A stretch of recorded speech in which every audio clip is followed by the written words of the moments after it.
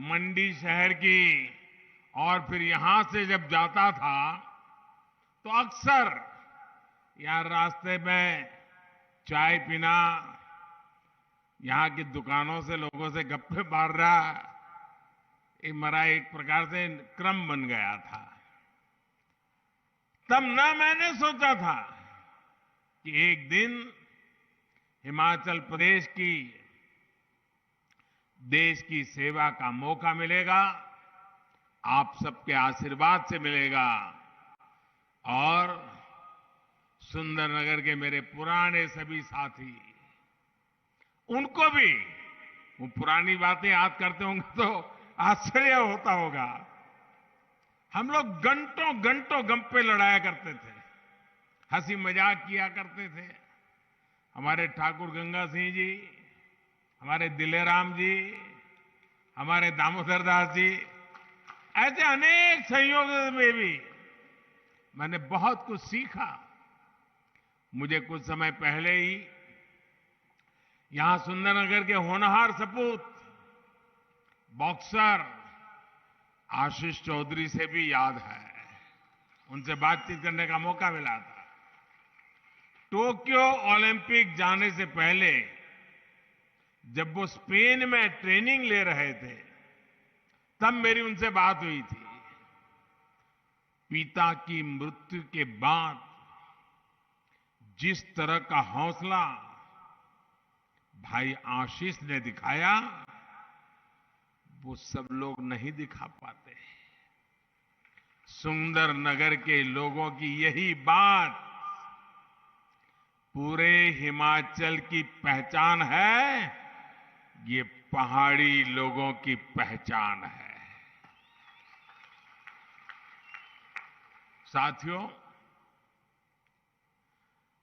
मैं आज सुबह जब दिल्ली से निकला, आप लोगों के पास आ रहा था, तभी मुझे स्वतंत्र भारत के पहले मतदाता और कल्पा किन्नौर के रहने वाले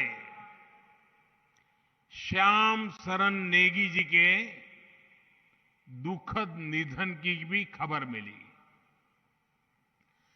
106 वर्षीय नेगी जी ने अपने जीवन में 30 से ज्यादा बार मतदान किया था। इतना ही नहीं, अभी 2 दिन पहले 2 नवंबर को ही ये जो विधानसभा चुनाव हो रहे हैं, उसके लिए भी उन्होंने पोस्टल बैलेट के माध्यम से वोट दिया था। जाने से पहले भी उन्होंने मतदान करके अपना कर्तव्य निभाया। ये बात हर देशवासी को, खास करके मेरे युवा मतदाताओं को, हर नागरिक को सदा सर्वदा प्रेरित करती रहेगी। मैं बहुत ही भावुक मन से परम आदरणीय श्याम शरण नेगी जी को सर झुका करके श्रद्धांजलि देता हूं। उनके परिजनों के प्रति अपनी संवेदनाएं व्यक्त करता हूं। साथियों, इस बार का हिमाचल चुनाव बहुत खास है। खास इसलिए क्योंकि इस बार 12 नवंबर को जो वोट पड़ेंगे, वो वोट सिर्फ आने वाले 5 वर्ष के लिए नहीं है। इस बार 12 नवंबर को पड़ने वाला एक एक वोट हिमाचल के अगले 25 साल की विकास यात्रा तय करेगा।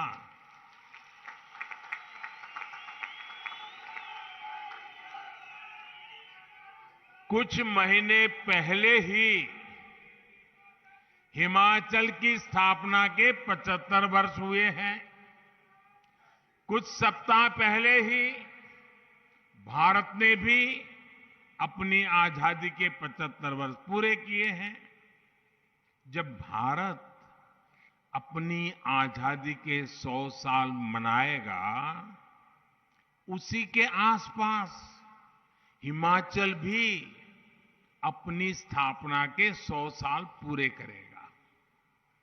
इसलिए अगले 25 साल का ये कालखंड बहुत ही अहम कालखंड है। अमृत काल के इन वर्षों में हिमाचल में तेज विकास जरूरी है, स्थिर सरकार जरूरी है। मुझे खुशी है कि हिमाचल के लोग, यहां के युवा, यहां की माताएं बहनें इस बात को अच्छी तरह समझ रही है। वो जानते हैं भाजपा यानी स्थिरता, भाजपा यानी सेवा भाव, भाजपा यानी समभाव, भाजपा यानी नीतियों में स्थायी भाव और भाजपा यानी विकास को सर्वोच्च प्राथमिकता। इसलिए इस विधानसभा चुनाव में हिमाचल के लोग भाजपा सरकार की जोरदार वापसी की ठान चुके हैं और फौजियों की ये धरती, वीर माताओं की ये धरती जब कुछ संकल्प ले लेती है तो उसे सिद्ध करके ही दिखाती है। भाइयों और बहनों, आजादी के बाद कांग्रेस ने बहुत लंबे समय तक हिमाचल प्रदेश पर शासन किया है। कांग्रेस के लिए सरकार में आना, सरकार में रहना राजपाट चलाने जैसा ही रहा है। हिमाचल में पहाड़ी राज्यों में तो कांग्रेस दशकों तक तरसाओ, लटकाओ, भटकाओ, यही उनकी रीति थी, यही उनकी नीति थी। कांग्रेस ने हमेशा यही सोचा कि इतना छोटा राज्य, 3-4 सांसद आते हैं, देश की राजनीति में क्या फर्क पड़ता है? इतने छोटे राज्य की हैसियत क्या है? अरे होता है, चलता है, करो न करो कौन पूछता है भाई। बड़े बड़े राज्य होंगे, ज्यादा एमपी होंगे, उसकी तो आवाभगत होगी, हिमाचल की क्यों होगी? इसी सोच की वजह से कांग्रेस ने हिमाचल के विकास को कभी भी प्राथमिकता नहीं दी। इसी वजह से हिमाचल लगातार पीछे होता चला गया। बीच बीच में आपने यहां भाजपा की सरकारें बनाई तो कुछ काम आगे बढ़ा और सद्भाग्य ये रहा कि पहले अटल जी थे, यहां धूमल जी थे। अब मुझे सेवा का मौका दिया, मैं हिमाचल को मैं भी अपना घर मानता हूं और इधर आपने जयराम जी को दे दिया। लेकिन उन दिनों को याद रखिए जब दिल्ली में भाजपा का सरकार थी, हिमाचल में भाजपा सरकार थी, काम तेजी से चल रहे थे। लेकिन जैसा ही 5 इसके 5 उसके 5 इसके 5 उसके ये वाले चक्कर में पड़ गए और जैसे ही कांग्रेस वाले वापस आए सारे काम ठप कर दिए। वो अपनी कटकी ढूंढने में लग गए। इस वजह से हिमाचल विकास की ऊंचाई पर नहीं पहुंच पाया, जिस पर पहुंचने का हिमाचल का हक था, हिमाचल के लोगों की आवश्यकता थी। साथियों, मैं आपसे एक चीज जानना चाहता हूं। जरा आप सोचिए, अपनी रोजमर्रा की जिंदगी के अनुभव से सोचिए। अगर घर में कोई बीमार होता है और फिर किसी एक अच्छे डॉक्टर से दवाई लेता है, लेकिन हफ्ते भर दवाई लेता है, फिर कोई आ जाता है, अरे रे रे, ये अंग्रेजी दवाई क्यों लेते हो, आयुर्वेद ले लो। तो इसको भी लगता है यार, अब हफ्ते भर तो अंग्रेजी दवा खाई, चलो अब आयुर्वेद करते हैं। तो एक सप्ताह अंग्रेजी खाई, छोड़ दी, फिर दूसरा सप्ताह आयुर्वेद पे चढ़ गए, और फिर दूसरे सप्ताह आयुर्वेद खाई। इतने में कोई आ गया, अरे भाई ये आयुर्वेद क्यों खाते हो, क्या फायदा है, ऐसा करो होम्योपैथी ले लो। तो तीसरे हफ्ते होम्योपैथी ले लिया। अब मुझे बताइए, एक हफ्ते एक दवाई, दूसरे हफ्ते दूसरी दवाई, तीसरे हफ्ते तीसरी दवाई, चौथे हफ्ते चौथी दवाई, क्या मरीज ठीक होगा क्या? मुझे बताइए, बीमारी जाएगी क्या? जाएगी क्या? भाई बीमारी है तो एक दवाई को पकड़ के लंबे समय तक जरा एक बार देख लें, तब फायदा होता है कि नहीं होता है? भाइयों बहनों, इतनी जल्दी जल्दी दवाइयां बदलने से बीमारी जाती नहीं है।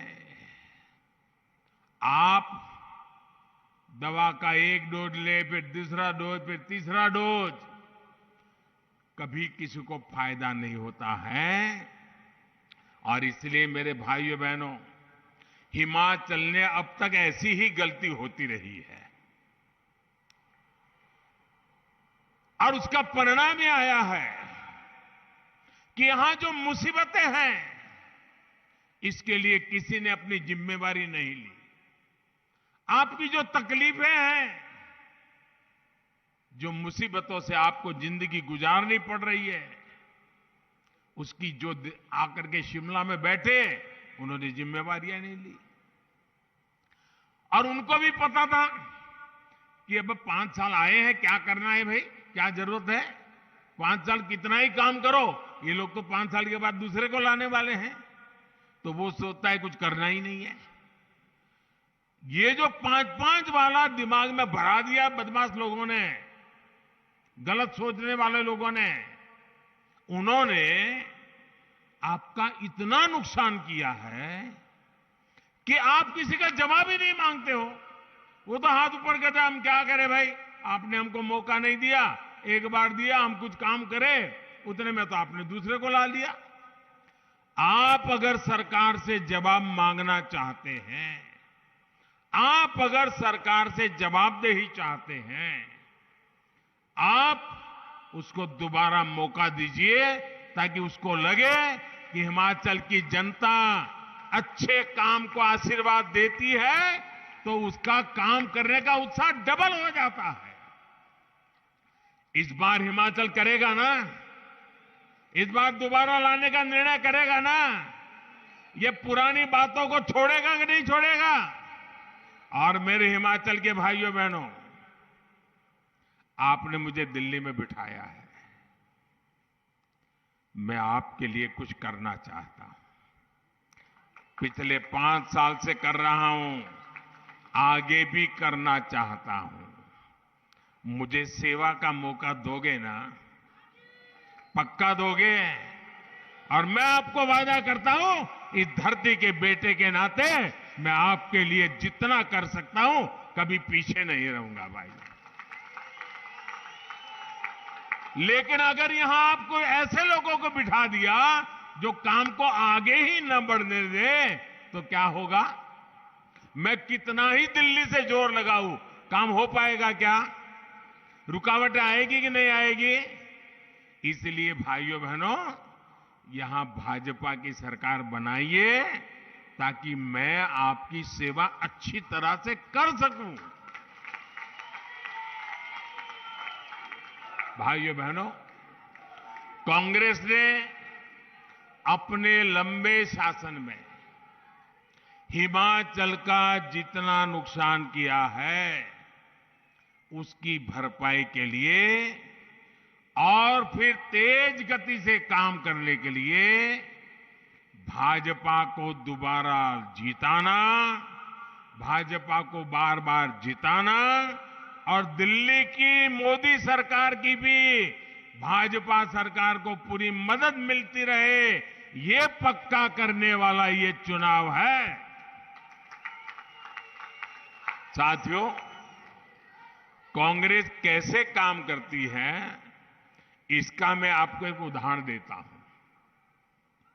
एक एक चीज याद रखिए, भूलना मत।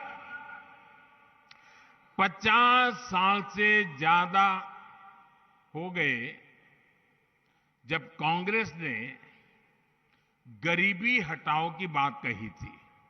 जब भी आओ गरीबी हटा के नारे लगाओ, गरीबी हटाओ नारे लगाओ, वादा करना और लोग भी मानते थे हाँ यार गरीबी जाएगी। चुनाव होते गए, गरीबी हटाओ का नारा देकर कांग्रेस सरकार बनाती गई, लेकिन देश से गरीबी नहीं हटी। झूठे वायदे करना, झूठी गारंटी देना, ये कांग्रेस की पुरानी तरकीब रही है। आपको याद होगा, किसानों को कर्ज माफी के नाम पर कांग्रेस किस तरह झूठ बोलती रही, इसका गवाह भी पूरा देश रहा है। कांग्रेस की सच्चाई ये है कि 2012 में जिस घोषणा पत्र पर वो चुनाव जीते, मैं आज से 10 साल पहले की बात कर रहा हूं, उसमें आप निकाल करके देख लीजिए, 2012 में उनके जो वादे किए थे, जो उनके घोषणा पत्र में लिखा था, एक भी काम उन्होंने 2012 से 17 आपने उनको सर आंखों पर बिठाया, आपका एक भी काम उन्होंने किया नहीं, खोल करके देखा नहीं घोषणा पत्र उन्होंने। जबकि भाजपा की पहचान है कि जो हम कहते हैं उसे पूरा करने के लिए दिन रात खपा देते हैं। भाइयों बहनों, दिन रात खपा देते हैं।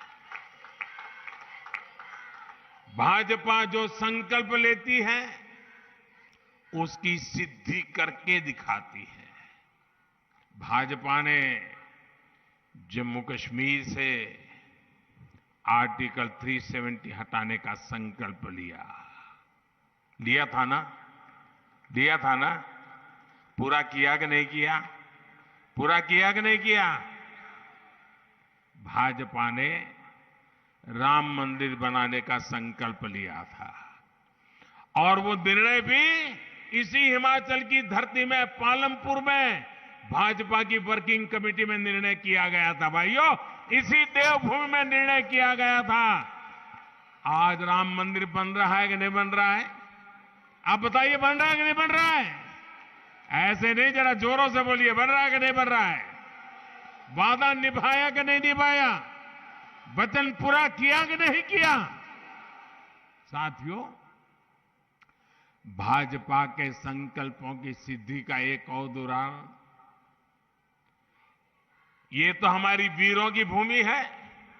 हर परिवार फौजी परिवार है, हर घर हिंदुस्तान की सुरक्षा का किला है। अब देखिए, 1 रैंक 1 पेंशन एक ऐसा उदाहरण है, वो कांग्रेस को जानने समझने के लिए काफी है। कांग्रेस 40 साल से देश के फौजियों को हर चुनाव में वादा करती थी।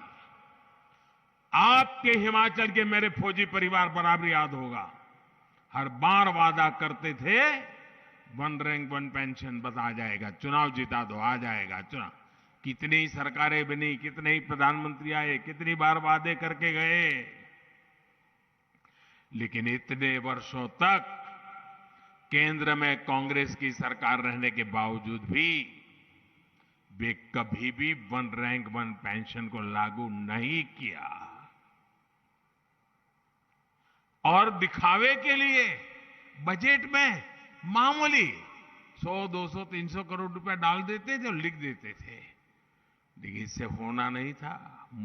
ये आंख में धूल झोंकने की उनकी आदत, झूठे वादे करना, चुनाव जीतना फिर भूल जाना, यही उनका चरित्र।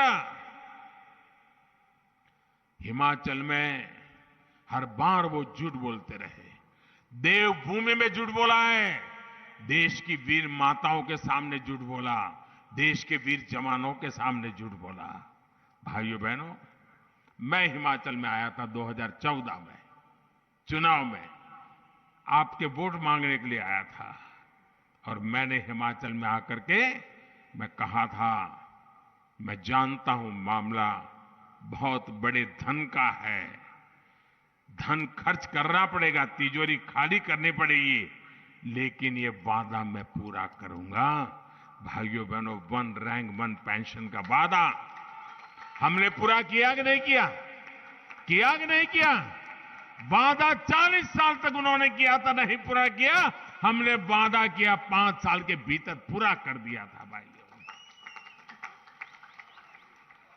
जुबान की कीमत होती है, और लोकतंत्र में भारतीय जनता पार्टी की जुबान जनता जनार्दन को समर्पित होती है, जनता जनार्दन के लिए संकल्पित होती है। भाइयों, वन रैंक वन पेंशन लागू होने की वजह से हमारे रिटायर्ड फौजी साथियों की जेब में, उनके परिवार के पास पहले जो पेंशन जाता था उससे अतिरिक्त और 60,000 करोड़ रुपया मेरे इन फौजी परिवारों के जेब में गए। भाइयों, 60,000 करोड़ रुपया बहुत बड़ी अमाउंट होती है। आप ध्यान दीजिए साथियों, क्या कांग्रेस सरकार होती तो ये 60,000 करोड़ रुपया मेरे फौजी परिवारों के घर में आते क्या? फौजी परिवारों के विधवाओं के घर में जाते क्या? भाइयों बहनों, कांग्रेस की सरकार होती तो आज भी वन रैंक वन पेंशन के नाम पर आप लोगों को ठगती रहती। साथियों, उनके वादे कभी सही नहीं निकले। इस चुनाव में भी वादे करने में पीछे नहीं हटेंगे, उन पे भरोसा मत करना। कांग्रेस का एक और इतिहास रहा है जिसकी बहुत चर्चा नहीं हुई है। आज के युवा तो ये भी नहीं जानते होंगे कि आजादी के बाद देश का पहला घोटाला कांग्रेस ने रक्षा क्षेत्र में ही किया था। तब से लेकर जब तक कांग्रेस की सरकार रही, तब तक उसने रक्षा सौदों में जमकर दलाली खाई, हजारों करोड़ के घोटाले किए। इसके साथ ही कांग्रेस ने एक और बात सुनिश्चित की। कांग्रेस कभी नहीं चाहती थी कि देश रक्षा साजो सामान के मामले में आत्मनिर्भर बने। वो सेना के लिए हर खरीद में कमीशन चाहती थी, अपने नेताओं की तिजोरी भरना चाहती थी। इस वजह से हमेशा हथियार खरीदने में देरी की गई। इसका नुकसान किसे हुआ? इसका सबसे बड़ा नुकसान हुआ हिमाचल की उस वीर माताओं को जिसने अपना बेटा मातृभूमि की रक्षा के लिए बॉर्डर पर लड़ने के लिए भेजा था। इसका सबसे बड़ा नुकसान हमारे हिमाचल की बहन बेटियों को हुआ, उन बहनों ने जिसने अपना भाई दुश्मन से मोर्चा लेने के लिए सीमा पर भेजा था। इसका नुकसान हिमाचल की हजारों महिलाओं ने उठाया, हजारों बच्चों ने उठाया। हथियारों में दलाली खाकर कांग्रेस ने कितनी ही जिंदगियों के साथ खिलवाड़ किया है। मैं हिमाचल की किसी माता, बहन, बेटी के साथ ये अन्याय नहीं होने दूंगा। इसलिए आज भारत आत्मनिर्भर होने का अभियान चला रहा है, अपने हथियार खुद बनाने पर जोर दे रहा है। साथियों, कांग्रेस देश की रक्षा की ही नहीं, बल्कि देश के विकास की भी हमेशा से विरोधी रही है। गुजरात में इतने साल मुख्यमंत्री रहते हुए मैंने इसे खुद महसूस किया है। जब 2014 में आपने मुझे सेवा का अवसर दिया, तो मैं चाहता था कि हिमाचल में विकास की योजना तेजी से आगे बढ़े। मैं 2014 की बात कर रहा हूं। जब मैं दिल्ली में बैठा तो हिमाचल के साथ मेरा लगाव रहा था, हिमाचल ने मुझे बहुत प्यार दिया था, तो मुझे स्वाभाविक बैठते ही हिमाचल याद आना बहुत स्वाभाविक था। लेकिन भाइयों बहनों, उस समय यहां कांग्रेस की सरकार थी और मुझे आज भी याद है केंद्र सरकार की अनेकों योजनाओं को कैसे यहां की कांग्रेस सरकार ने लागू नहीं होने दिया, अड़ंगे डाले, रुकावटें डाली। उनके दिमाग में तो यही नशा था कि मोदी होता कौन है, ये दिल्ली सरकार होती कौन है, हमारी मर्जी क्या करे क्या ना करे, और मोदी की योजनाओं को लागू करेंगे तो ये हिमाचल के लोग तो मोदी को अपना नेता मानेंगे, हमें तो मानेंगे नहीं। इसी चिंता में दिल्ली से मैं योजना भेजता था, पैसे भेजता था, वे इसको अड़ंगे लगा करके बैठ जाते थे। मैं इसका एक उदाहरण देता हूं आपको। 2014 से और 2016 के बीच यहां कांग्रेस की सरकार थी और दिल्ली में आपने मुझे बिठाया था। हमने प्रधानमंत्री आवास योजना शहरी के तहत घर बनाने की, जो शहर में लोग हैं जिनके पास अपने घर नहीं है, जैसे सुंदरनगर हो, मंडी हो, शिमला हो, कांगड़ा हो, जिनके पास घर नहीं है, भाई उनको घर होना चाहिए। और ये पहाड़ों में ठंड में झुग्गी झोपड़ी में जिंदगी बसर करते हैं, उनको अच्छा पक्का छत वाला घर मिलना चाहिए। तो हमने प्रधानमंत्री शहरी घर बनाने की योजना के तहत हमने पैसे दिए। उनका काम था सिर्फ उन पैसों को खर्च करके लागू करना। 2014 से 17, ये मेरे पत्रकार मित्र भी आंखें फट जाएगी आपकी सुन करके, 2014 से 17 इतनी बड़ी सरकार, इतना बड़ा मेरा हिमाचल, ये मेरी वीर भूमि, वीर माताएं, कितने घर बने होंगे। 14 से 17 पैसे भारत सरकार दे रही थी, कितने घर बने होंगे आप अंदाज लगा सकते हो। मैं बोलूंगा तो आपको भी शर्म आएगी कि ऐसी सरकार यहां चलती थी कांग्रेस की। पूरे हिमाचल में सिर्फ 15 घर बने, 15। और जरा जोरों से बोलो। आप ध्यान दीजिए साथियों, सिर्फ 15 घर। और जैसे ही आप लोगों ने हिमाचल को डबल इंजन की सरकार दी, दिल्ली में मुझे और यहां पर जयराम जी को, तो जो योजना लगाने के लिए मैं 14 से लग रहा था, जिसको लटका करके बैठे थे, अटका करके बैठे थे, अड़ंगे लगा करके बैठे थे, उनको आपने हटाया, जयराम जी को बिठाया। कहां 15 घर, और हमने 10,000 घरों पर काम शुरू कर दिया।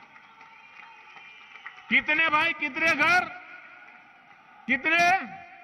माताएं बहनें जरा बोलते कितने? उनके कितने थे? उनके कितने थे? हमने कितनों पर काम शुरू किया? और मुझे आज संतोष से कहना है, जयराम जी और उनकी पूरी टीम को अभिनंदन करना है, इसमें से 8,000 से ज्यादा घर पूरे हो चुके हैं और बाकी पर काम चल रहा है, वो भी कुछ समय में पूरे हो जाएंगे। कहां 15 घर वाली कांग्रेस की सरकार और कहां 8,000 घरों को बनाने वाली डबल इंजन की सरकार। अब आप तय कीजिए कि आपको 15 घर बनाने वाली सरकार चाहिए कि 8,000 घर बनाने वाली सरकार चाहिए? कौन सी सरकार चाहिए? निर्णय आपको करना है दोस्तों। मैं कह रहा हूं इसलिए करो ये नहीं कहने आया हूं, मैं हिसाब देकर के कह रहा हूं कि हम आपके लिए काम करने वाले लोग हैं।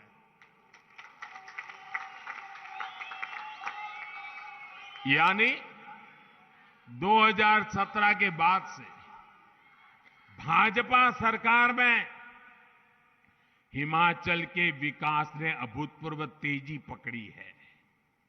मैं आज भी ये सोचकर परेशान हो उठता हूं कि अगर 2017 में भी हिमाचल में कांग्रेस की सरकार आती, जयराम जी की सरकार ना आती, तो क्या होता दोस्तों? 15 के बजाय 25 घर बना लेते, 25 नहीं तो 50 बना लेते। साथियों, बीते 2-2.5 साल में दुनिया की इतनी बड़ी महामारी, हिमाचल लोगों ने भी इसका मुकाबला किया है। भाजपा की सरकार में हिमाचल ने देश में सबसे पहले 100% टीकाकरण का लक्ष्य हासिल किया। आप कल्पना करिए, अगर महामारी के समय भी यहां कांग्रेस होती तो क्या होता? कांग्रेस का तो इतिहास है कि उसने गंभीर से गंभीर बीमारी के टीकों के लिए भी देश के लोगों को बरसों बरसों तक इंतजार करवाया था। और हिमाचल में टीका लगवाने का मतलब सिर्फ एक नागरिक की जान से जुड़ा हुआ नहीं है। जब हिमाचल में सबको टीका लग गया तो बाहर से आने वाले टूरिस्टों को भरोसा हो गया कि हिमाचल सेफ है। फिर से टूरिज्म ने गति पकड़ना शुरू किया, यहां के लोगों की रोजी रोटी चल पड़ी।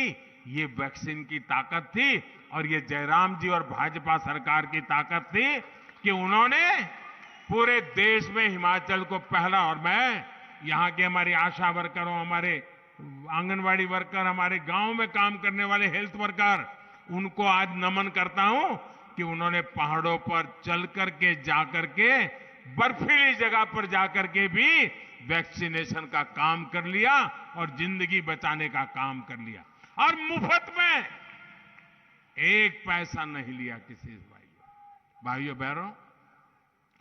कोरोना के समय में अगर हिमाचल में कांग्रेस होती तो हिमाचल में सबसे अंत में टीके पहुंचते, क्योंकि 4 सीट वाले हैं, क्या लेना देना। दूर दराज वाले क्षेत्र तो आज भी कोरोना वैक्सीन का इंतजार कर रहे होते भाइयों।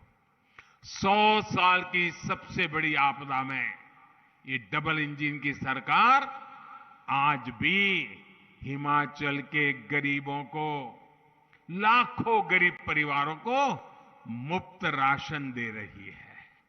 मुफ्त राशन मिल रहा है ना। ये मेरी माताएं बहनें मुझे आशीर्वाद हमेशा देती हैं कि दिल्ली में एक उनका बेटा बैठा है जिसने हमारे घर के चियूले को कभी बुझने नहीं दिया। दिल्ली में एक ऐसा बेटा बैठा है जिसने कभी हमारे घर के चूल्हे को बुझने नहीं दिया। कोई रात ऐसी नहीं थी जब बच्चों को भूखे सोना पड़े, क्योंकि दिल्ली में एक बेटा बैठा था जो जागता था कि मेरा बेटा खा करके सो जाए। और इसलिए भाई कांग्रेस की सरकार होती तो गरीब का राशन लूट जाता दोस्तों, गरीब की रसोई तक नहीं पहुंचता। साथियों, 2017 में कांग्रेस की सरकार ना बनाकर भाजपा को सेवा का मौका देकर हिमाचल के लोगों ने इस देश भूमि की रक्षा करने का काम किया है। अगर हिमाचल के लोगों ने भाजपा को सेवा का मौका नहीं दिया होता तो आज 9 लाख नए घरों में नल से जल नहीं पहुंचता भाइयों। अगर हिमाचल के लोगों ने हमें सेवा का मौका नहीं दिया होता तो यहां की लाखों रसोइयों में उज्ज्वला का सिलेंडर नहीं पहुंचता। अगर हिमाचल के लोगों ने भाजपा को सेवा का मौका नहीं दिया होता तो आयुष्मान योजना और हिम केयर योजना के तहत 4 लाख लोगों को मुफ्त इलाज नहीं मिलता। अगर यहां 2017 में भाजपा सरकार नहीं बनती तो अटल टनल का काम शायद वहीं अटका लटका पड़ा होता, वो काम कभी पूरा नहीं होता। साथियों, आज अटल टनल से हमारी योजनाओं को भी फायदा हो रहा है। लाहौल स्पीति के मेरे भाई बहनों को आजादी के बाद पहली बार जीवन का उनका सुख का समय आया है। ये काम हमने किया है और इसे आप हमेशा याद रखिए। ये सब किसने किया? ये सारा काम किसने किया? ये काम किसने किया? ये काम के जरा जोर से बताइए, किसने किया? ये काम किसने किया? आपका जवाब गलत है। आपका जवाब गलत है। ये मोदी जी ने नहीं किया है, ये जयराम जी ने नहीं किया है, ये तो आपके एक वोट ने किया है। ये आपके वोट की ताकत है, इसलिए हुआ है। वोट सही जगह पर डाला तो इतने सारे काम किए। इस बार भी आपका वोट सही होगा, आगे भी इससे भी बढ़िया काम होंगे भाइयों बहनों। हिमाचल के लोगों का एक वोट आज हिमाचल में इंफ्रास्ट्रक्चर का काम तेजी से करा रहा है। यहां रेल रोड का नेटवर्क बनवा रहा है। आप सोचिए, यहां से चंडीगढ़ से मनाली हाईवे को बने कितने साल हो गए थे। इसका चौड़ीकरण हो, इसकी याद कांग्रेस को अपने 10 साल के शासन में नहीं आई। अब हिमाचल के लोगों के एक वोट के कारण इस मार्ग पर 4 लेन का ऐसा नेशनल हाईवे बन रहा है जो आपके टूरिज्म को बहुत बड़ी ताकत देने वाला है। हमारी सरकार पठानकोट से मंडी जाने वाले नेशनल हाईवे को भी आधुनिक बनाने पर 9,000 करोड़ रुपए खर्च कर रही है भाइयों बहनों। पिछली कांग्रेस सरकार के समय गांव में जितनी सड़कें बनवाई गई थी, हमारी सरकार ने उससे 2 गुनी सड़कें बनाकर दिखा के दिया है आपको भाइयों। डबल तेजी से काम, डबल इंजन की सरकार की पहचान है। 8 दिसंबर को नतीजे आने के बाद हिमाचल के विकास में और तेजी लाई जाएगी। भाजपा की सरकार ने आगे के रोड मैप पर काम करना शुरू कर दिया है। हिमाचल के बॉर्डर पर बने गांवों में विकास के लिए, वहां कनेक्टिविटी और टूरिज्म बढ़ाने के लिए वाइब्रेंट बॉर्डर विलेज योजना शुरू की जा चुकी है। हिमाचल में कनेक्टिविटी बढ़ाने के लिए रोपवे से प्रमुख स्थानों को जोड़ने के लिए हमने पर्वतमाला योजना चलाई जा रहा शुरू की है। यहां डबल इंजन की सरकार की वापसी के बाद ऐसे विकास कार्यों में और तेजी लाई जाएगी। बस आपको एक बात याद रखनी है, हर बूथ पर हर बूथ पर कमल का फूल ही भाजपा का उम्मीदवार है। याद रहेगा ना, हमारा उम्मीदवार सिर्फ कमल का फूल ही है। जहां कमल का फूल दिखे वो ही भाजपा का उम्मीदवार है। कमल के फूल पर पड़ा हर वोट मुझे ताकत देगा, हिमाचल के इस बेटे को दिल्ली में बड़ी ताकत देगा। मंडी को, कुल्लू को, रामपुर को, किन्नौर को, लाहौल स्पीति को ताकत देगा। मैं विशेष रूप से इतनी बड़ी तादाद में आई माताओं बहनों कहूंगा कि माताएं बहनें अधिक से अधिक संख्या में इस बार वोट करने के लिए लोगों को प्रेरित करें। आप भी ज्यादा से ज्यादा वोट करिए। महिलाओं के वोटिंग के सारे रिकॉर्ड तोड़ दीजिए भाइयों बहनों। आपको जुलूस निकाल करके गीत गाते मतदान मथकों पर पहुंचना है। और जितनी भी बातें मैंने बताई है, एक काम करोगे, मेरा एक काम करोगे, जरा जोर से बताओ तो पता चलेगा। करोगे? घर घर जाओगे, मेरी बात लोगों को बताओगे, जो मैं कह के रहा हूं समझाओगे। और जहां भी जिस घर में जाएंगे ना, तो मेरी तरफ से एक बात कहना कि अपने मोदी जी आए थे मिलने के लिए। समय के कारण सबको तो नहीं मिल पाए, लेकिन मोदी जी ने आपको प्रणाम कहा है। इतना कह देंगे? इतना कह देंगे? कह देंगे भाइयों? बस मेरा प्रणाम पहुंचा दीजिए। हम मिलकर हिमाचल को आगे बढ़ाएंगे, नया रिवाज बनाएंगे, भाजपा को वापस लाएंगे। मेरे साथ जोर से बोलिए, भारत माता की, भारत माता की, भारत माता की। जो उम्मीदवार है उनसे मेरी प्रार्थना है, जरा आगे आ जाए। उम्मीदवार जो है, जितने उम्मीदवार हैं वो जरा आगे आ जाए। हाँ, जोर से बोलिए।